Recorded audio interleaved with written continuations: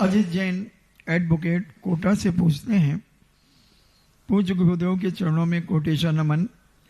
महाराज जी, ज्ञानी और अज्ञानी की विस्तार से व्याख्या कीजिए।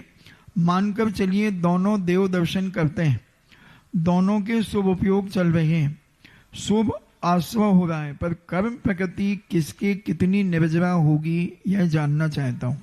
मंदिर आ रहा है तो इसका अर्थ ये नहीं है कि वह धर्मात्मा है। पूजा कर रहा है इसका अर्थ ये नहीं कि धर्मात्मा है। रावण भी तो भगवान को मानता था, वो भी भगवान की आराधना करता था। भगवान की आराधना करने वाला धर्मात्मा ही है, शुभात्मा समझना।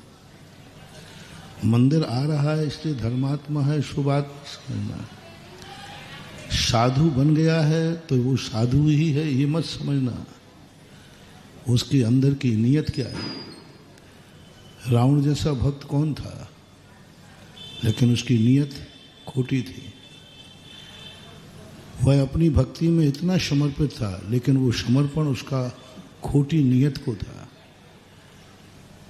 कितने लोग हैं जो स्मगलर लोग हैं, बड़े ईमानदार होते हैं स्मगलर लोग, और भी भगवान की भक्ति तुम लोगों से ज़्यादा करते हैं, और सीधा बोलते हैं भगवान यह कार्य करने जा रहा हूँ, यदि लाभ हो गया तो इतना % आपका।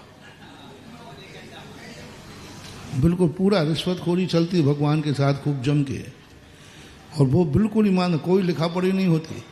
तुम लोग तो दान देते हो तो माइक पे बोलता है, तुम लोग तो दान देते हो तो माइक पे बोला जाता है कि फलाने ने इतना रुपया दान दिया, सब लोगों को मालूम रहता है, इसलिए आप दान देते हो, क्योंकि अब बात सबको खुल गई है, सबको मालूम है कि मैंने इतना रुपया दान दिया है। लेकिन एक ऐसे ईमानदार दानी होते हैं जो किसी को मालूम नहीं है, बस भगवान को मालूम है, बोलने वाले को मालूम है।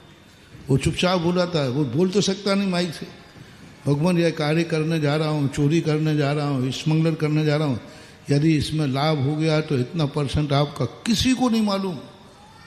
और इतना ईमानदार होता है वो, किसी को मालूम नहीं है। तुरंत वो जाकर के पोटरी सीधी भगवान के घर वाले में डाल के आता है।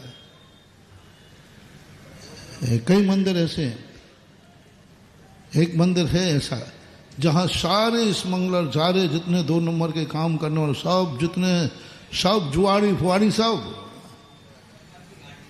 % सीधा बांध के आते हैं, और सीधा चुपचाप जाकर के और डाल के आते हैं। करोड़ों करोड़ों रुपया गुल्लक में निकलता है। लेकिन अब ये सब दान उनका तो है तो सही, लेकिन वो दान की कोटि में नहीं आएगा, क्योंकि वो पाप के लिए है, पाप की सफलता के लिए।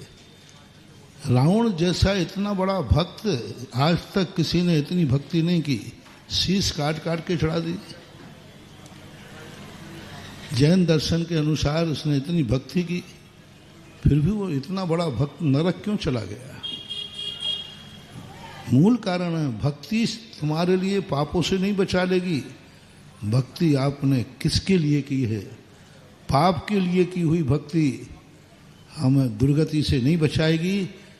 और वह नियम से भगवान कहते हैं कि इसको जरूर दंड मिलना चाहिए, क्योंकि इसने मेरी भक्ति से पाप किया है। भक्ति पाप के लिए भक्ति की है, ऐसा मानना चाहिए।